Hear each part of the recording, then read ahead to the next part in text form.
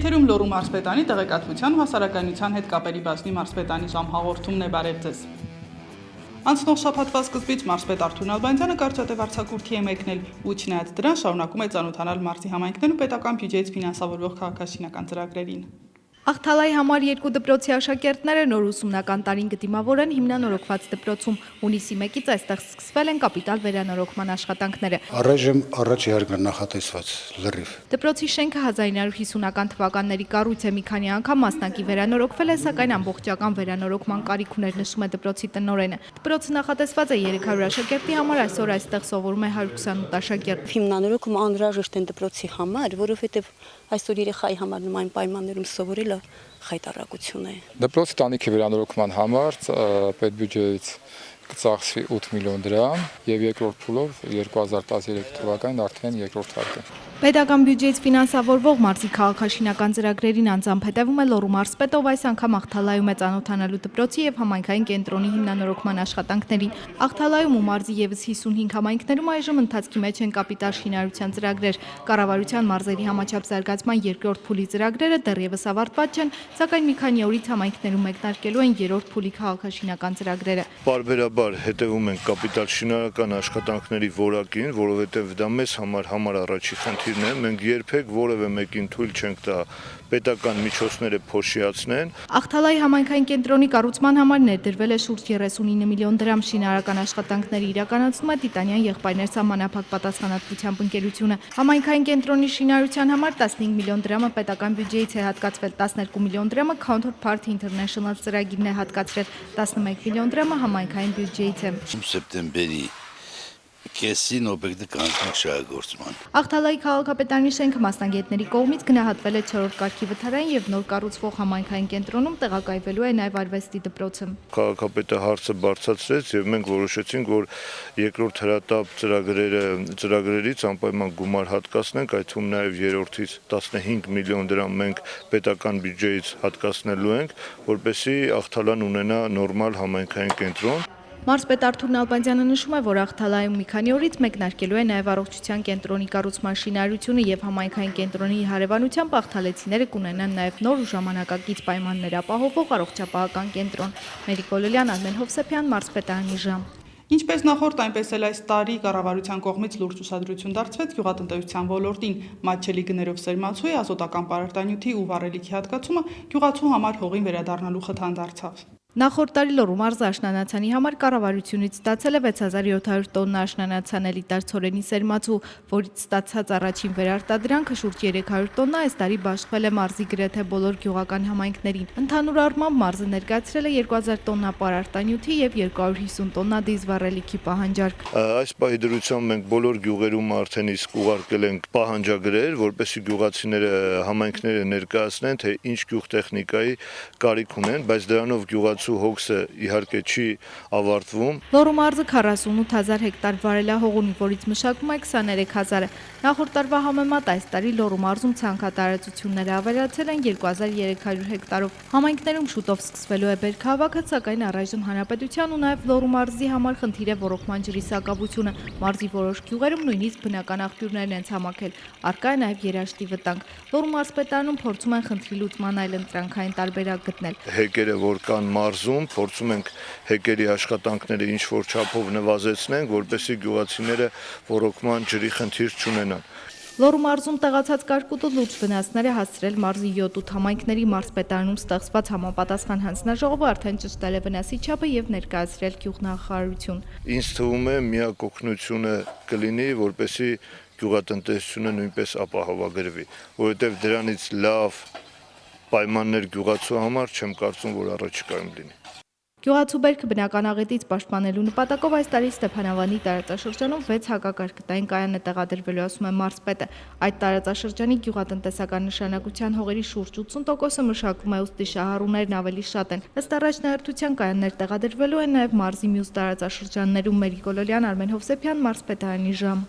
Շարունակում ենք թողարկումը։ Արդյունաբերական արտադրանքի գծով Լոռու մարզում 2012 թվականի առաջին եռամսյակում հիմնականում գերազանցվել են նախորդ տարվա ցուցանիշները։ Հունվարին եւ փետրվարին որոշակի անկում արձանագրվել է կապված աշխատանքների սեզոնայնության հետ, քարհանքերի շահագործում, փայտամշակում եւ այլն։ Սակայն մարտին ծավալները վերականգնվել ու աճել են, բացառությամբ քիմիական արդյունաբերության ոլորտի ու էլեկտրաէներգիայի արտադրության, որը նվազել է անբարենպաստ եղանակային պայմանների պատճառով։ Հունվար-փետրվար մարտամիսներին տեղումների բացակայության պատճառով գետերում ջրի մակարդակի անկում է արձանագրվել։ Այսպես, եթե 2011 թվականի առաջին 3 ամիսներին մարզում արտադրվել է 30 միլիոն 13 հազար կիլովատ էլեկտրաէներգիա, 2012 թվականի նույն ժամանակամիջոցում այն կազմել է 25 միլիոն 13 հազար կիլովատ, իսկ ընդհանուր առմամբ պատկերն այսպիսին է։ Քիմիական արդյունաբերության ոլորտում 2011 թվականի առաջին 3 ամիսներին արտադրվել է 226 միլիոն դրամի արտադրանք, այս տարվա նույն ժամանակամիջոցում 123 միլիոն դրամի, աճը կազմել է ընդամենը 54.5%։ Թեթև արդյունաբերության ոլորտ 2011-ին 186 միլիոն, 2012-ին 193 միլիոն, աճը 104%։ Մեքենաշինություն ու սարքաշինություն համապատասխանաբար 228 միլիոն եւ 454 միլիոն դրամի արտադրանք, աճը 199%։ Մետալուրգիա 2011 թվականին 10 միլիարդ 365 միլիոն, 2012 թվականին 10 միլիարդ 478 միլիոն, աճը 101%։ Ընդհանուր առմամբ արդյունաբերության ոլորտում 2012 թվականի առաջին 3 ամիսներին աճը կազմել է 101%։ Արտադրվել է 11 միլիարդ 742 դրամի արտադրանք, որի մեջ առյուծի բաժինը պատկանում է Ալավերդո ACP ընկերությանը 75%։ Թեղուտի հանքավայրի շահագործումից հետո արդյունաբերական արտադրանքի ծավալը մարզում կավելանա 5 անգամ ու տարեկան կկազմի 200,000 միլիոն ամերիկյան դոլարի, ընդ որում ամբողջ արտադրանքը ենթակա է արտահանման։ Ընկերության ղեկավարները նախատեսում են արդեն 2014 թվականին թողարկել պղնձի խտանյութի առաջին տոննաները։ Թեղուտ Փակbaşնետիրական ընկերությունում ընթացքի մեջ են ֆաբրիկայի նրա մասնաշենքերի շինարարական աշխատանքները։ Խոշոր ջարդման տեղամասի մասնաշենքի հիմնական շինմոնտաժային աշխատանքները 2 ամիս հետո ավարտված կլինեն։ Սա հենց բունկերն է կոչվում։ Ստեղ պետք է գա հումքը թափվի, ստեղից իջնի աղացից գնա արդեն իր դալնեշի գործողությունը։ Ասնավնոյ գործի 80-85% սարքվել է։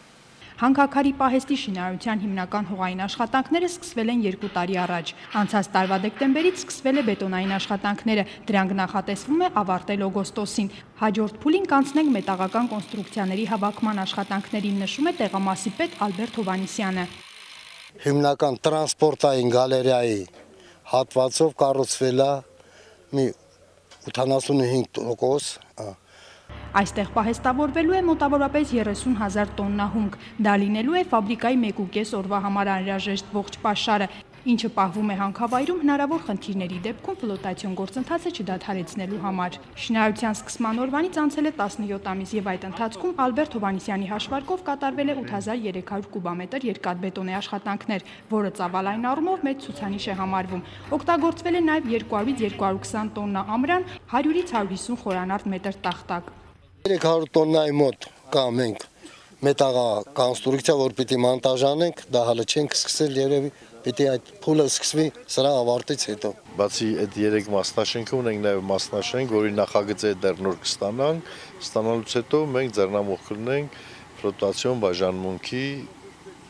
շինական աշխատանքներ։ Փետրվարի 1-ից Թեղուտի հանքավայրի շինարարությունն իրականացվում է ռուսական VTB բանկի տրամադրած 280 միլիոն ԱՄՆ դոլարի վարկի շնորհիվ։ Այն աննախադեպ է Հայաստանի Հանրապետության պատմության ընթացքում։ Մինչ օրս ոչ մի մասնավոր կազմակերպություն նման ծավալի վարկ չի կարողացել ստանալ։ Հանքավայրի շահագործման նպատակով արդեն իսկ ծախսվել է ավելի քան 100 միլիոն ԱՄՆ դոլար։ Արման Ուժնիազյան, Արմեն Հովսեփյան, Մարզպետարանի ժամ։ Եթերում Մարզպետանի ժամն է, շարունակում ենք թողարկումը։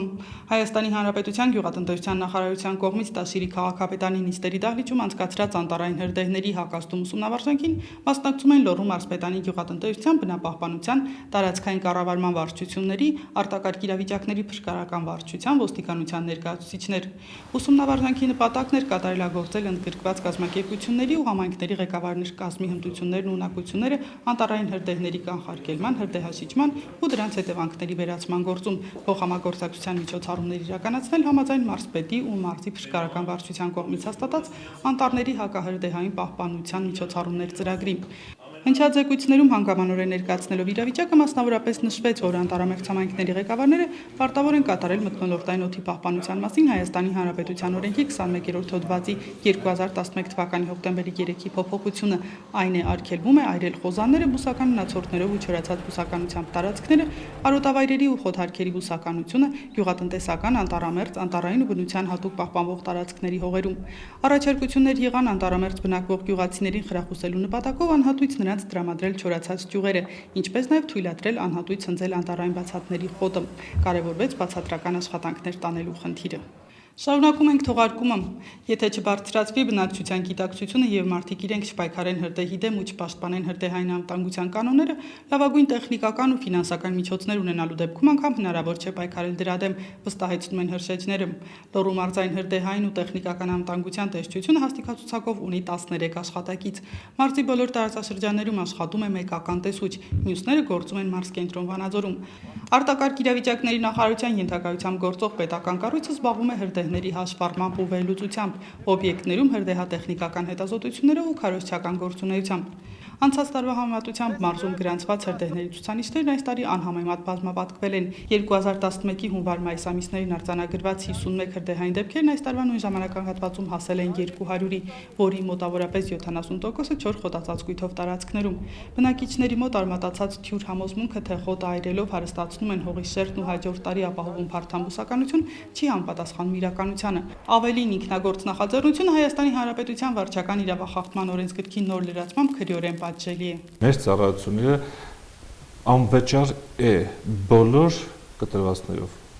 Մեզ մոտ վճարովի ծառայություններ չունենք։ Մենք ունենք օրենք վարչական իրավախախտումների վերաբերյալ Հայաստանի Հանրապետության օրենսգրքում լրացում կատարելու մասին։ Հոդված 85-ի 2-րդ կետ խոզանները, բուսական մնացորդներով եւ չորացած բուսականությամբ տարածքները, արոտավայրերի եւ խոթարքերի բուսականությունը,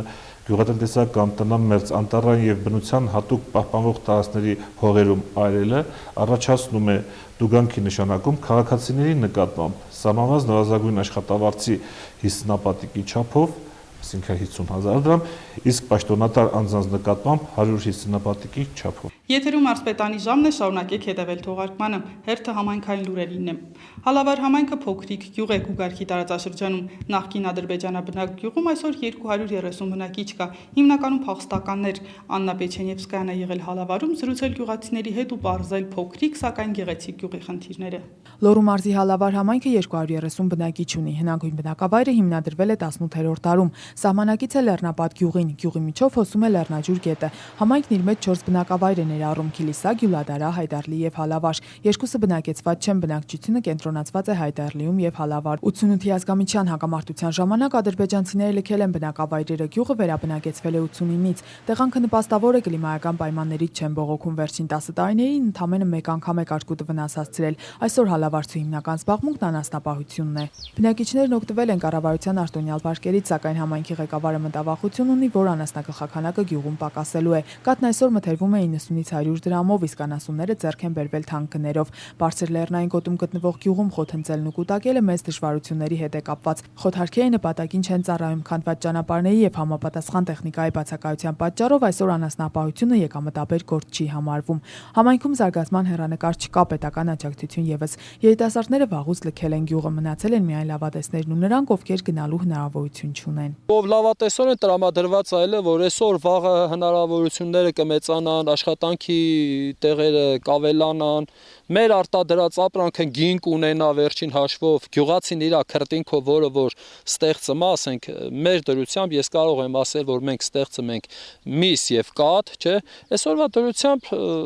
անարդյունավետ գործ է։ Չգիտենք խոտի գինը ինչ կարժենա։ Գյուղում սեփական եկամուտները հավաքագրվում են 80%-ով, սա համայնքի ղեկավարը գերազանց ցուցանիշ է համարում։ Բնակչության մեծ մասը դրսում է, իսկ ովքեր տեղում են պարտաճանաչար կատուներ են։ Աննա Պեչենևսկայա, Արտակ Բրютյան, Մարզպետանի ժամ։ Անցնող շաբաթ մարզի հեռավոր գյուղերից մեկում կաթնարատում եղել է Մերի Գոլոլյանը։ Կաթնարատը 1000 բնակիչ ունի։ Այս տարի համայնքապետարանը նախատեսում է շուրջ 6 միլիոն դրամ սեփական եկամուտ հավաքագրել։ 13 միլիոն դրամ էլ կհատկացնի պետական բյուջեն, սակայն այս միջոցներն անբավարար են 1905 թվականին շվեդացի Կոմս Գոտլևի հիմնադրած բնակավայրի այսօրվա խնդիրներն ամբողջությամբ հաղթահարելու համար։